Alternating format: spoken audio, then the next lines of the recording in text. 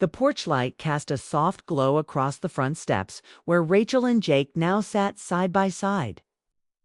The air smelled of damp pine and cooling earth. It was a quiet evening in their small Washington neighborhood, the kind of evening where everything felt still, as if time was giving them space to catch up on all the words left unspoken. 2 mugs of coffee rested between them, steam curling lazily into the air. It had been hours since Jake had shown up long enough for the weight of awkwardness to ease, if only slightly. Long enough for Ethan to warm up to his father again, asking shy questions that only kids could ask, with the honesty and hope only a child could offer. Rachel sat with her arms tucked into a blanket draped across her shoulders. She wasn't cold, but there was a kind of vulnerability in her now, open, unprotected. She wasn't sure if that was a good thing yet. Jake spoke first, his voice low and steady. "You still fold your laundry the same way," he said with a faint smile. Rachel chuckled. Under her breath, "Some things never change." A quiet beat passed between them. Jake's smile faded into something more serious. "I've thought about this moment for a long time, about what I'd say if I ever saw you again. I always came up blank." Rachel turned toward him. "And now?" "Still don't have the perfect words," he admitted. "But I need you to know, I never stopped loving you, Raish. I just didn't know how to love myself, or how to be the man you needed." His confession hung in the air, heavy and real. Rachel felt tears sting the corners of her eyes. Not from pain this time, but from the strange mixture of heartbreak and healing. She'd wanted answers for so long. Now they were here, raw and human, and they weren't neat. They weren't easy. "I wasn't perfect either," she said softly. "I was tired, overwhelmed. I pulled away without meaning to. And when you left, I convinced myself you didn't care." Jake shook his head. "I cared so much, it scared me. I thought I'd ruin everything. I thought you and Ethan would be better off without me." Rachel stared down at her coffee, watching the steam swirl and disappear into the night. "You were wrong. We needed you." He exhaled shakily. "I'm sorry." "I know." They sat in silence again, the kind that isn't empty but full of history, of love lost and found, of the kind of pain that only long love can leave behind. Then a small voice came from the doorway. "Mom, Dad." It was Ethan, still in his pajamas, holding the photo Jake had given him earlier that night, the one of them at the beach. All three smiling like nothing could ever fall apart.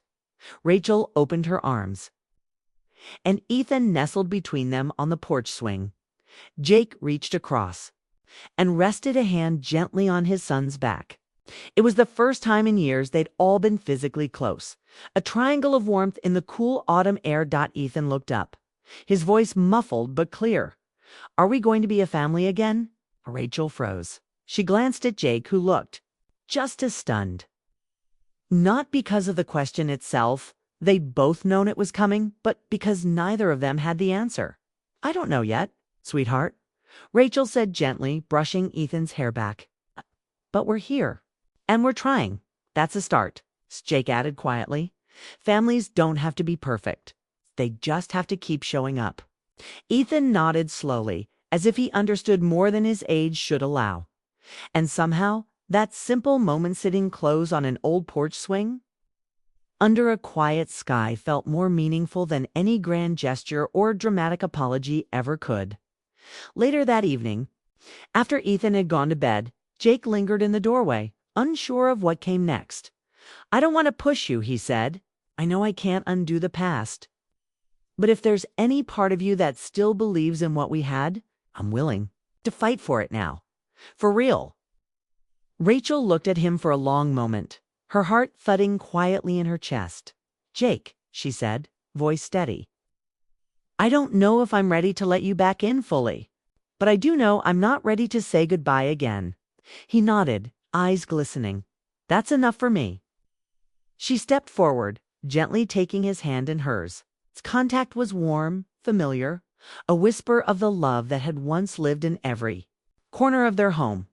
"You can come for dinner tomorrow," she said, "and maybe ... we'll go from there." He squeezed her hand. "I'd like that." As he walked down the steps and into the cool night, Rachel stood in the doorway, watching him disappear into the shadows. Her heart felt heavy, but no longer with grief. Now it carried something else, a cautious hope, not for the perfect fairy tale ending, but for the slow, honest rebuilding of something that had once been beautiful. Maybe love wasn't always loud. Maybe it wasn't always tidy. Sometimes it was found in folding laundry on a rainy day, in a child's innocent question, and in the quiet decision to try again. The end. Rachel felt a rush of emotions: fear, hope, confusion, all tangled together. The man who had once been her everything was suddenly back in her life. Even if only through a simple text, Ethan looked up and smiled at her, sensing something was different. Rachel smiled back, but it was shaky. "Looks like we're going to have to talk," she whispered.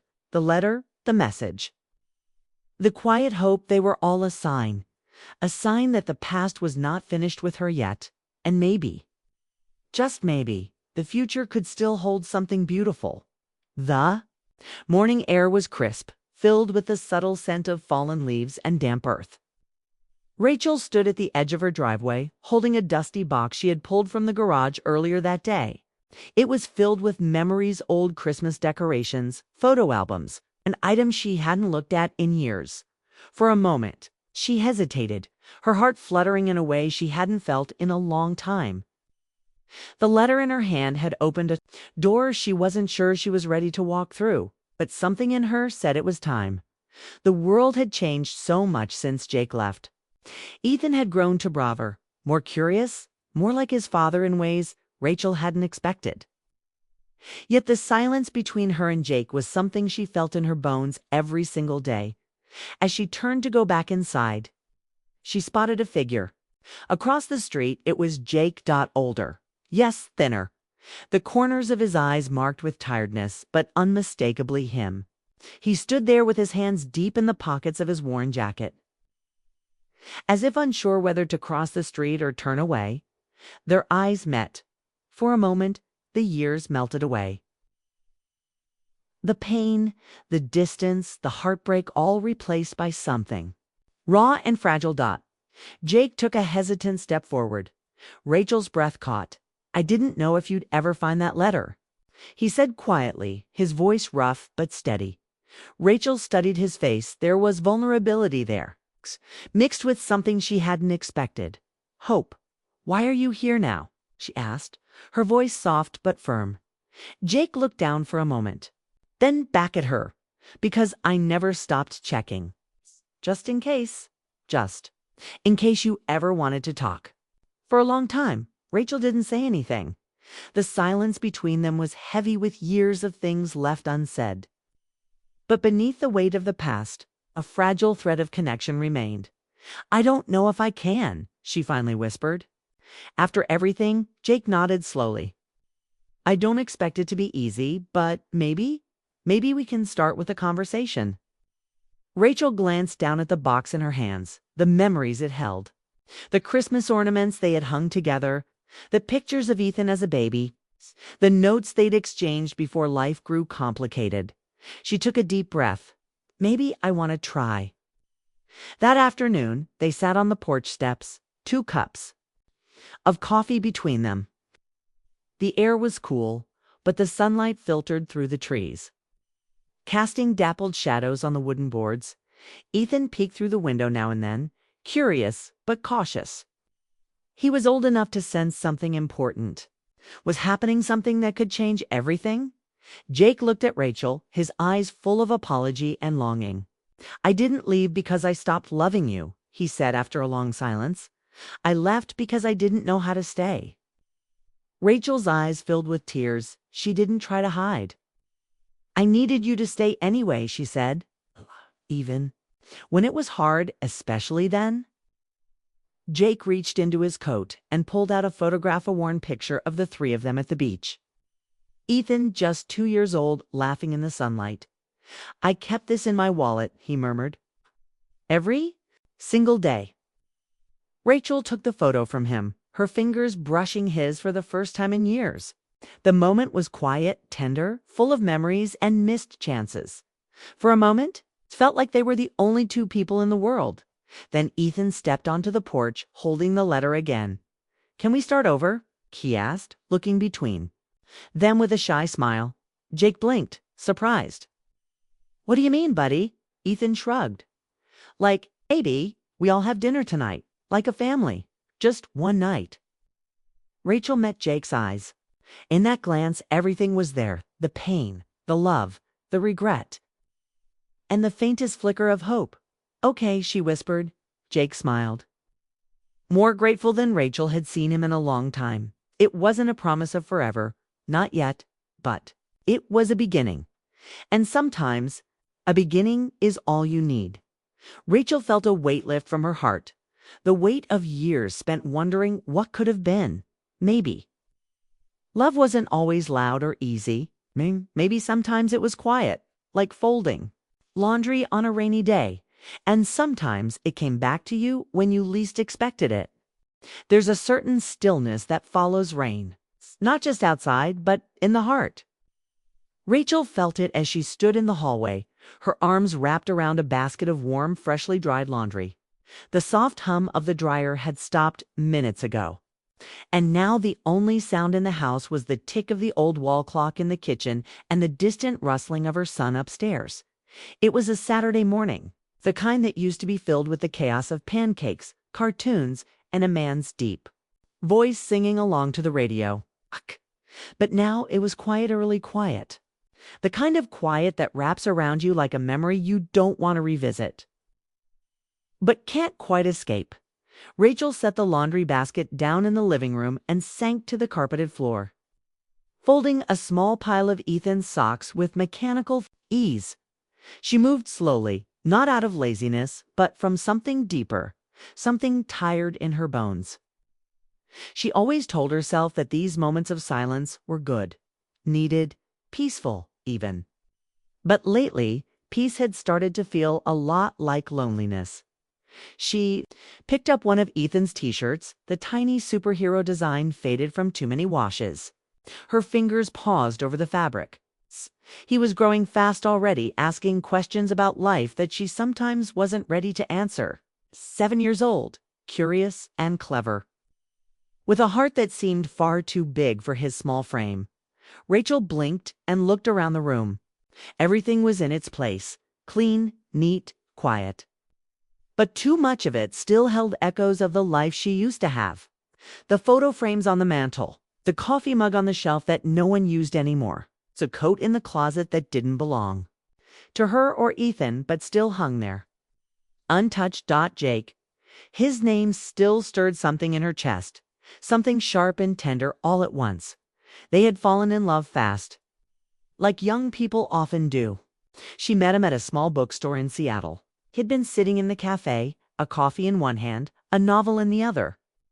She had tripped, quite literally, spilling her latte all over his jeans. Most men would have been annoyed. He had laughed. Well, he said with a grin, at least now you have to give me your number. It's only fair. They were married a year later. For a while, everything felt like magic road trips late night. Talks, Ethan's birth. The way Jake used to tuck her hair behind her ear when she was reading. But magic has a way of fading when real life kicks in. Bills, sleepless nights, miscommunication, and eventually, silence. A silence that grew between them like a wall. He hadn't cheated. He hadn't yelled. He hadn't hurt her. He just left, quietly. One February morning, he kissed Ethan goodbye, hugged Rachel a little too tightly, and whispered, "I'm sorry." She never fully understood what he was apologizing for, and maybe she never would. She folded another shirt and sighed, brushing a loose strand of hair behind her ear. Outside, the rain had slowed to a soft drizzle, and the clouds hung low over the tops of the pine trees that lined their street.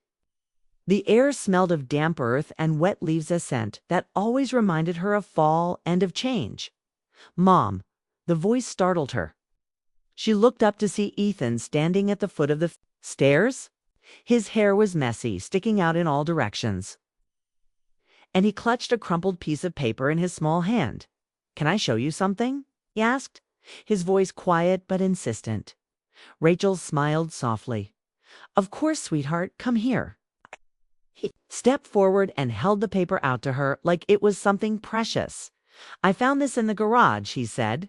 "In that box with the Christmas stuff. It has your name on it." Rachel took the paper carefully, her hands suddenly unsteady. The envelope was worn at the corners, yellowed with age. The handwriting stopped her breath. Jake. She hadn't seen his handwriting in years, not since the last birthday card he sent. Ethan scrawled with a too careful message and signed "Love, Dad." She opened the folded letter slowly, as if it might crumble in her hands. Her heart beat faster with every word her eyes took in. "Rachel, if you're reading this, it means I couldn't say it to your face. I've loved you since the first time you spilled coffee on my jeans in that bookstore downtown. I'm leaving now because I don't know how to be enough for you anymore. But I want you to know, there was never anyone else. Not ever. Just you." She read it once, then again and again. Each time the words hit a different part of her. Regret, longing. That ache in her chest she thought she had learned to live with. Ethan watched her closely. He was old enough to understand something big had just happened, but young enough not to ask too many questions. "Did you love him?" he asked after a moment. Rachel looked up at him, her throat tight. "Yes, very much." Ethan sat down beside her, his little shoulder pressing into hers. "Do you think he still loves you?" he asked softly. Rachel looked at the letter one more time. The handwriting, the date, the quiet truth that had waited in a dusty garage for who knows how many years. "I don't know," she said quietly, "but I think maybe he never stopped." And just like that, the room didn't feel quite so quiet anymore. It felt full of memory, full of possibility, and somewhere deep inside, Rachel felt the first stirring of something she thought she had long buried. Hope. The afternoon sun was beginning to fade behind thick clouds as Rachel carefully unfolded the fragile piece of paper Ethan had handed her. The edges were soft, worn from years tucked away, probably forgotten or maybe deliberately hidden. She recognized the handwriting immediately, the neat, familiar script that used to fill her heart with warmth and now brought a bittersweet ache. She sat on the living room floor. Ethan perched beside her, watching every movement with quiet curiosity. The letter was dated nearly a decade ago, November 12, 2014. Back then, they'd been so young, so full of hope. But this letter wasn't a love note or a promise. It was something else entirely. Rachel's eyes scanned the words, slowly, trying to steady her breathing. "Rachel, if you're reading this, it means I couldn't say it to your face. Loved you since the first time you spilled coffee on my jeans in that bookstore downtown. I'm leaving now because I don't know how to be enough for you anymore. But I want you to know, there was never anyone else. Not ever. Just you." The letter unfolded a part of Jake she had never fully known. A man tangled in his own doubts, his own fears, struggling to find his place even in the life they had built together. Rachel's fingers trembled slightly. For years, she had imagined how things might have gone if Jake had said these words too. Her directly. If he'd stayed and fought for their love, even on the hardest days. Instead, all she had was silence. She looked at Ethan, who was watching her with big, trusting eyes. "Mom," his voice was soft. "Did you love him?" Rachel swallowed. It was a simple question, but it felt enormous. "Yes," she said slowly. "I loved him with everything I had." Ethan nodded, as if understanding far more than his years allowed. "Do you think he still loves you?" he asked, a small, hopeful smile tugging at his lips. Rachel's eyes fell back to the letter, tracing the fading ink. "I don't know," she admitted, "but maybe he never stopped." The truth was complicated. She had tried to move on, to build a new life for herself and Ethan. But parts of her heart had remained locked away with Jake. The house they once shared still echoed, with memories, the quiet hum of his laughter, the way his hand fit perfectly in hers, the dreams they whispered late at night down. Holding this letter, she felt that past rising up again, like a tide pulling her toward a shore she wasn't sure she wanted to reach. Ethan squeezed her hand. "Mom, why did he leave if he loved you so much?" His voice broke through her thoughts. Rachel took a deep breath. Sometimes love isn't enough. Sometimes people leave because they're scared. They'll hurt the people they love the most. "I think he was scared." Ethan nodded. Thoughtfully, Rachel looked around their small living room, the toys neatly put away, the bookshelf filled with picture books, the framed family photos. This was their home now. Her son was her world. But as she glanced at the letter again, a quiet question stirred inside her. What if there was a chance to find something she thought was lost forever? That night, Rachel found herself unable to sleep. She lay in bed staring at the ceiling, the letter resting on the bedside table like a fragile promise. She thought about the moments she and Jake had shared, the easy laughter, stolen kisses in the kitchen, the whispered dreams of a future that now seemed so far away. And she thought about the moments she hadn't seen, the ones when he was struggling alone, the battles he fought inside himself that he never told her about. The letter was a bridge to the past. Yes, but it was also a key that might unlock the door to forgiveness or to heartbreak. The next morning, the rain had stopped.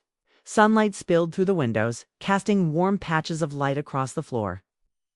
Rachel sat at the kitchen table, the letter in her hands, sipping a cup of coffee that had gone cold. Ethan was playing quietly nearby, drawing with colored pencils. She watched him, his focused expression, the way his small fingers moved confidently over the paper. Her phone buzzed. She glanced at the screen and froze. It was a message from an unknown number. "Rachel, it's Jake." Her breath caught. The world seemed to still for a moment, the soft hum of morning fading into silence. She stared at the message, her heart pounding. After all this time, after all the unanswered questions and quiet pain, he had reached out. But why now?